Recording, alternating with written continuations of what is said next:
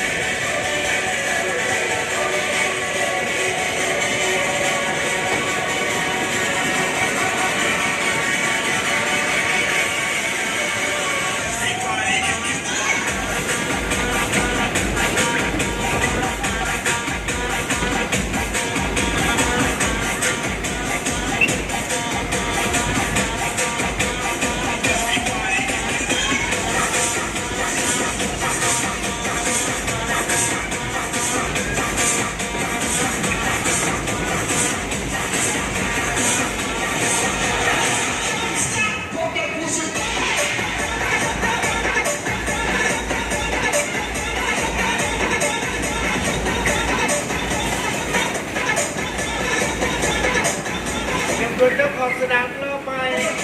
แล้วนั่งได้สาวแล้วได้เสีย4,000แล้วประกาศนางสาวอยากจะเป็นแล้วก็ได้แล้วนั่งมาได้แล้วเสีย4,000เป็นแดงหัวมันเข้าหัว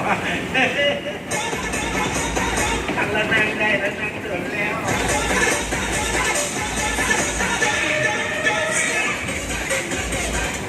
เราอีก10,000เราสี่ขับไปยันติ้มล้วน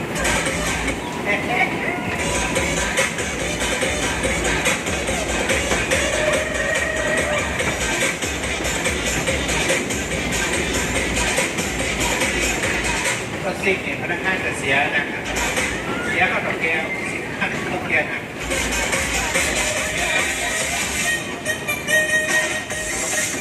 ชูซิกเลยเรื่องนั้นนะเนี่ยจริงๆแล้วไปอาบน้ำเยอะ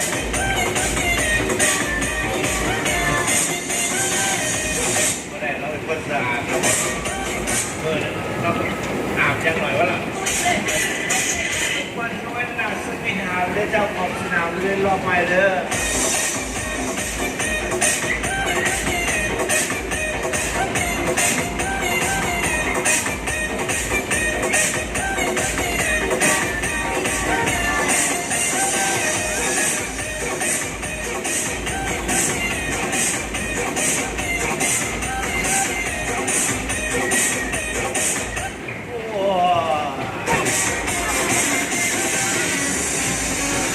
อันเดิม